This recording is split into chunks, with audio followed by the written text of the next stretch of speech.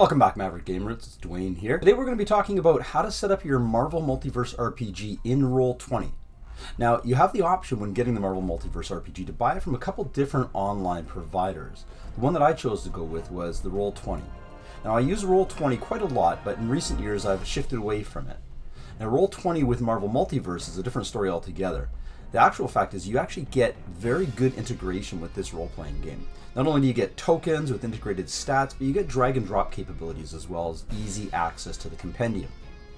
Now, the reason why I say you want to consider how to set up your tabletop when dealing with Marvel Multiverse is there's a lot of different ways that you could approach a super-heroic role-playing game. Now, unlike Dungeons & Dragons, where there is minute-to-minute combat details that need to be worked out, and it is more of a tactical interface when you're dealing with Dungeons & Dragons, or it can be. With Marvel Multiverse, you want to decide whether or not you want to take that approach or whether you want to go with the more comic book inspired cinematic approach to combat and moment-to-moment action that a virtual table is going to help you with. Now, I chose to go with a little bit more of a comic book style, and you're going to see here in the next little step how my interface is very unique as far as delivering that comic book feel and that larger-than-life superheroic action. Let's have a look.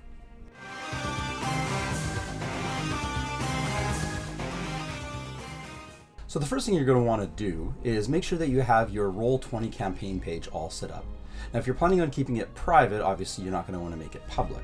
But it's always good to go in and fill in some of the little details, like your header and some descriptions on the game. Who knows when you're going to expand your game to other people beside your local gaming group.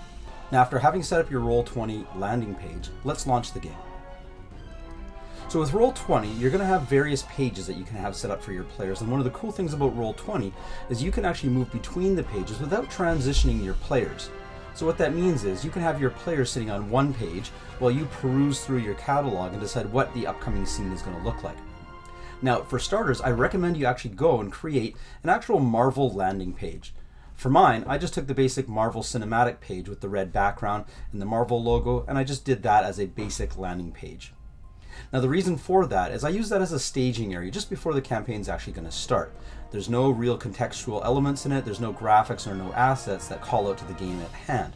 But you can drag and drop the tokens for the players and give them a little bit of a chance to experiment with their characters and rolling in kind of a generic environment on the screen. Now, it goes without saying that you're going to do a lot of the prep work beforehand, and that's really important. As you're going to see in the next couple steps here, the various pages that I have laid out serve a specific purpose, not just to drive the action forward in the game, because I'm not going to be using actual maps. What you're going to see here are some very specific layouts that is designed to evoke the comic book feel. So go ahead and make those in advance, that way you can transition to them seamlessly. You'll see what I mean in a second.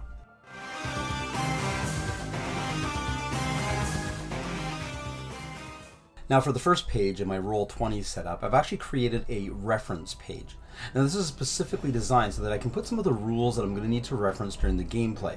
Now, in this particular page, I've used this to set up the challenge table, or the challenge rating table, as well as the mod table, so whether it be an easy action or a difficult action. These are two common tables that are going to get used quite a lot during the game, and it's nice to have the players have access to it as well as yourself.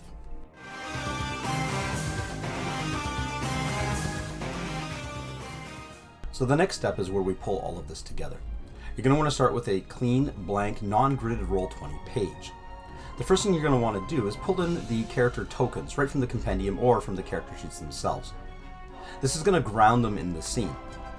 From there, you're going to add in elements with Google Images pulled from Marvel comic book art. That's going to sort of pull this all together for them as far as where they are and where this is taking place. Remember, we're using theater of the mind here, so you're not able to actually pull out a grid and have the players move them from square to square. You're going to capture scenes that allow their imagination to flourish and give them an idea of what's happening on the comic book page. Now, further to this, what I like to do is I usually like to border the art with black solid lines to give you the impression that this is actually a comic book page. Further to that, if you actually have some graphics using comic book inspired talk bubbles, as well as perhaps dotted backgrounds or dotted images that you can use, add text in when appropriate. Now, text with Roll20 is kind of tricky because it has a very specific way of using the text and how to align the text and also how to create fonts and sizes. But once you've mastered it, it's very easy to drop text in at appropriate moments. Remember, non-verbal dialogue is actually a key part of role-playing, and if you want to integrate that into your comic book panel, simply create word balloons or sections of the page that are going to be suited for players who want to just express themselves in a non-verbal manner.